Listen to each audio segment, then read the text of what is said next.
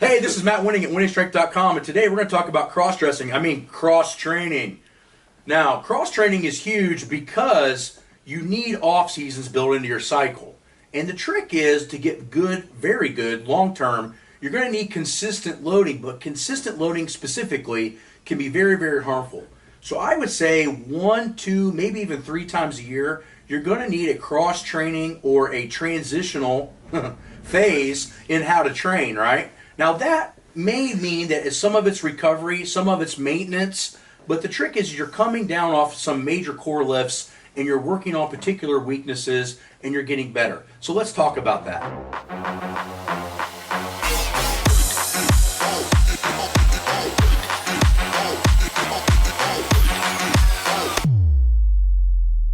Well, step 1 in cross training is that you're going to need different stimuluses, okay?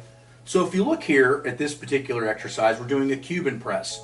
We don't do Cuban presses very often, but they are a great restoration exercise for a lot of heavy pressing over many weeks, months, or maybe even years.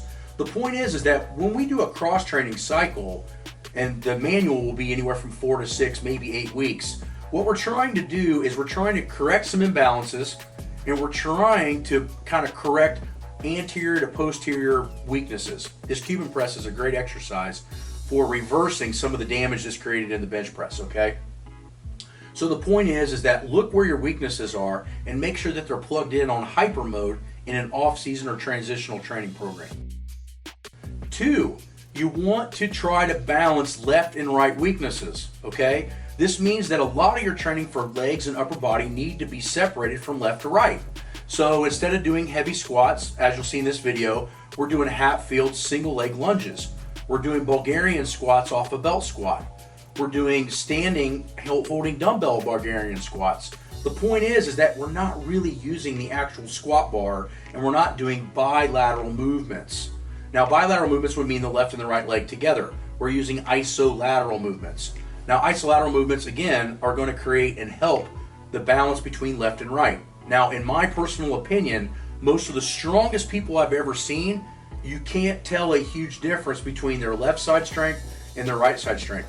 If you take a beginner or an intermediate lifter and you have them do, say, a leg curl, what you're going to notice is that if they do a single leg curl, their right hamstring could be 2 or 3 reps stronger than their left hamstring at a maximal attempt set. So let's say the left hamstring can get 10 and the right hamstring can get 7. That is a massive imbalance.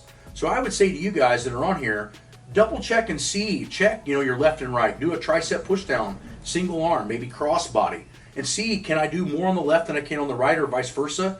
If you can, then that means you need more isolateral work.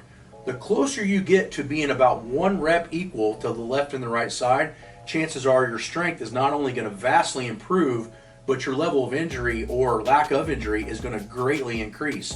This means that your body's ability to train harder longer is going to be, heavily accelerated. The third thing that nobody wants to talk about on YouTube or Instagram or any other platform is psychological burnout.